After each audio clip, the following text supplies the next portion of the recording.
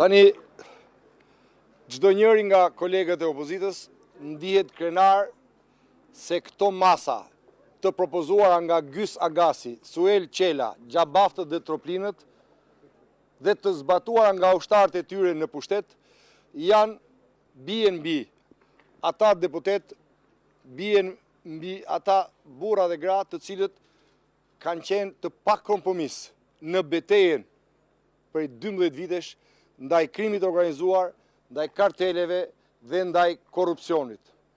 Gjysi dha urdhër dhe kjo ne na bën krenar dhe kjo tregon që ne jemi në misionin e duhur dhe që urdhat e Gjysit, të Troplinëve, të Xhabavëve apo të Suelit nuk e stepin opozitën.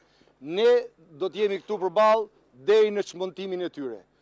Ju siguroj që mbrëm me vërshimin e qytetarëve në bulevard kundër narkosit, këta kanë marrë një mesazh, ndaj sot janë të shqetësuar.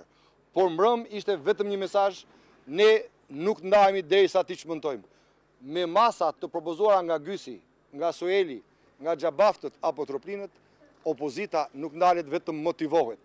Ata që përfaqësojnë në pushtet kartelet, ata sot po nuhasin që po i rrshqet dheu në këmbë. Është detyra jonë ta çojmë deri në fund misionin tonë. Zotin Oka, pse mendoni që Gjysi ishte kaq i mëshirshëm me juve, pra në qenë se deksuar që Gjysi ka propozuar? Isa, Gjysi urdhron dhe ne e dim, flet me kapun ai me kapun ndan edhe tendrat, ndan edhe urdhrat se kush do shpallet armik i pushtetit dhe kush jo. Ndan edhe urdhrat se kush do dënohet dhe se sa do dënohet. Ju e pat, shkojnë të gjithë si lepuj në zyrën e Gjysit dhe japin llogari, marrin porosi për çdo gjë. Rrëmbime, vrasje, tendera, edhe për opozitën, inkuizicion dhe përjashtime, është normale.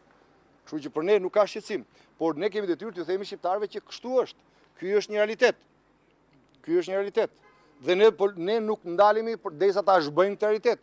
T'u japim shqiptarëve një qeveri teknike, pa Gjysër, pa Sueler, pa Troplinër, pa Xhabaftër, pa Belinda, pa Mirlinda, pa Linda, por me përfaqësues të dinjitetshëm të tyre dhe me njerëz të ndershëm që punojnë për qytetarët dhe jo që për 13 vjet siç janë këta i kanë vjedhur, vetëm i kanë vjedhur dhe i kanë rënuar qytetarët. Ky është misioni ynë. Zotin Oka, do ankoheni në byron e kuvendit për këto masa që morën ndaj jush sot? Të falenderoj i madje. Ti thua dha vendim Gjysi, ankohu te Gjysi. Jo. Jo, për të azuruar gjitha. Jo, keni drejt. Aty në çdo institucion keni Gjysin dhe kartelet. A mundet një opozit që është në luftë me Gjysin dhe me kartelet dhe me ushtarët e tij në pushtet të ankohet sa te Sueli, sa te Gjysi? Do të tregoj që u tërhoqën nga disa masa, mund të riqen edhe në byro nga të tjerat, prandaj. Do të riqen nga pushteti. Dhe për këtë do të jeni të sigurt, do të riqen nga pushteti sepse populli do t'i derojë të riqen. Hajdutët dhe kartelet nuk mund të kenë jetë gjatë kurrë. Zotin Oka, ju do i zbatoni këto masa kur të fillojë sesioni i ri parlamentar? Ne zbatojmë ligjin dhe kushtetuesën, por masat dhe propozimet e Gjysit ne nuk i njohim. Faleminderit.